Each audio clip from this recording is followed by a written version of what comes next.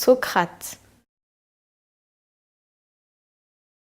La lettre S va nous amener à parler de Socrate, on peut considérer que c'est un peu le père intellectuel de la philosophie pour enfants, parce que il a inventé la maïotique et cet art de dialoguer avec tous, et il avait cette vision aussi populaire et démocratique de la philosophie, et en considérant que chacun renfermait en lui-même des idées philosophiques, pour le dire rapidement. Il y a un élément plus précis dans sa méthode qui est important pour nous en philosophie pour enfants, c'est l'ironie socratique, c'est-à-dire cette attitude qui consiste, comme tu l'as bien expliqué dans ton ouvrage, la pratique de la philosophie avec les enfants, où tu dis justement que lorsqu'on est un facilitateur philosophe, il faut adopter une attitude socratique au réel, tu dis, c'est-à-dire qu'il faut se rendre modeste et considérer toujours qu'on a une ignorance, une part d'ignorance. Et que si on n'a pas cette attitude, on ne pourra pas s'engager dans la recherche avec les enfants parce qu'on aura finalement un faux regard sur l'acte de philosopher.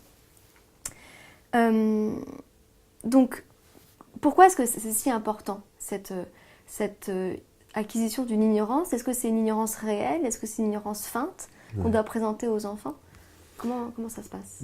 En fait, quand on entre dans une classe et qu'on veut faire de la philo avec les enfants, le but, encore une fois, c'est pas de leur transmettre une connaissance ou ce que nous, on pense savoir des choses, mais de leur donner l'occasion de penser par et pour eux-mêmes en travaillant sur un sujet qui les intéresse.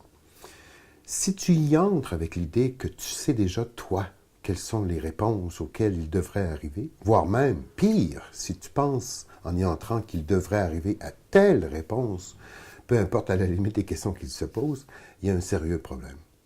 C'est à l'encontre complètement du processus qui est en jeu ici.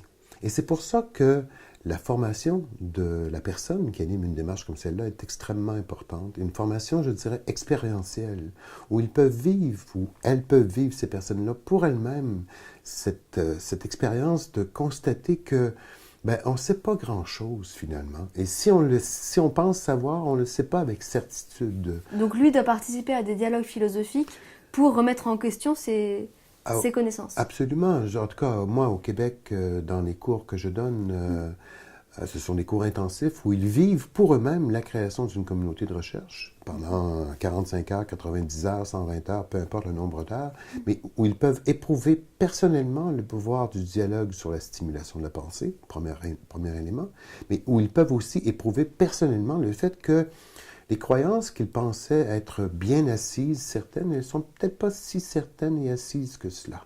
Parce que justement, tu les mets publiquement sur la table, ces croyances. Et du coup, parce que tu les mets publiquement sur la table, tu te rends compte que le point de vue que tu avais, il tient la route, mais peut-être pas tant que ça. Et tu ressors de ces formations avec le sentiment que tu n'es plus la personne qui a comme mandat de transmettre aux enfants des connaissances dont tu es certain. Et on a parlé de l'ouverture d'esprit tout à l'heure, et là on voit que finalement le facilitateur lui-même doit être ouvert d'esprit et doit avoir la conviction que les enfants peuvent lui apprendre des choses en fait, s'il est ouvert aux vérités, aux certitudes, aux croyances que eux vont explorer. C'est le corollaire de ce qui est en jeu ici, effectivement, dans le sens où en entrant dans la classe avec cette disposition de faillibilisme, on va le dire ainsi, sur le plan épistémologique en tout cas, on est ouvert à l'idée que les enfants peuvent nous apprendre des choses. On leur fait confiance. On leur fait confiance et c'est ce qui se passe. Il y a des choses qui se disent de la part des enfants auxquelles on n'avait jamais pensé. Et je me souviens d'une prof qui terminait sa carrière au Québec et la dernière année, elle a découvert la philo pour les enfants et elle pleurait à la fin de l'année en se disant « Comment ça se fait que je n'ai pas découvert ça avant dans toute ma carrière? Parce que tout à coup, je viens de me rendre compte, là, mais à la fin seulement, que les enfants sont beaucoup plus intelligents que je ne le croyais. »